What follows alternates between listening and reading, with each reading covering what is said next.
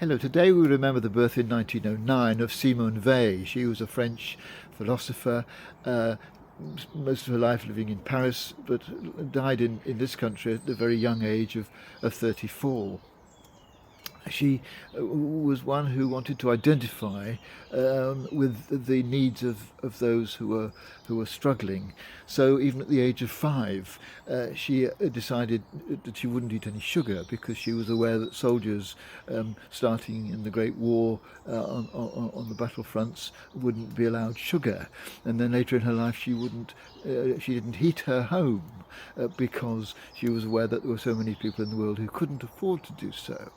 And this idea of trying to identify with those who are struggling in the world, um, identifying herself with them, became very much part of her lifestyle, and indeed perhaps contributed to her early death of tuberculosis.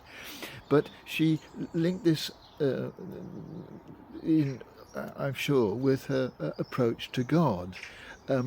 She adopted the Jewish idea of tzimtzum, which is that the idea that God sacrifices himself, God lets go of himself, God negates himself in order to make space for the world.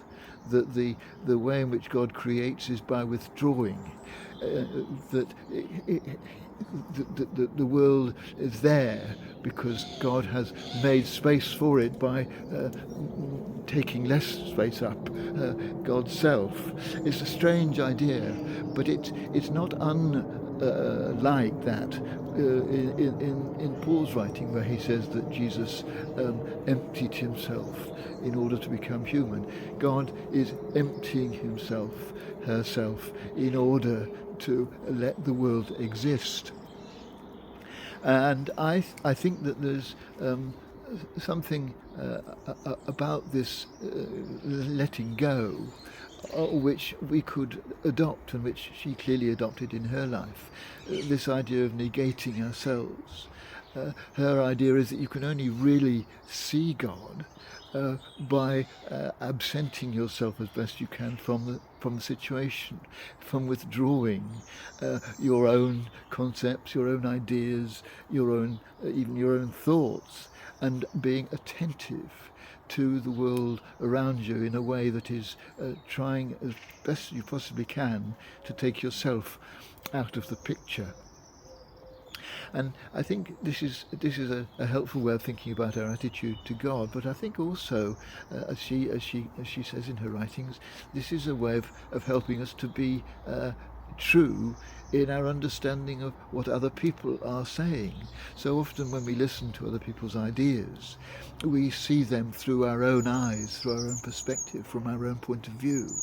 And we need to let that go, to try and develop a completely objective way of responding to what other people say and what other people do and other people's ideas, that will allow those things to speak for themselves, and not only to see them through our own often rather blinkered way of seeing things.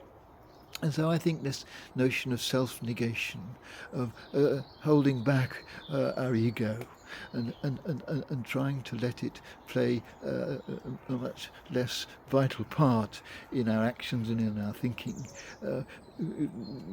I don't think it should lead to the kind of lifestyle perhaps necessarily that she adopted. But I think it as a principle, it's well worth pursuing as a way of giving us a more open, more honest, more accurate way of seeing God and seeing the world around us.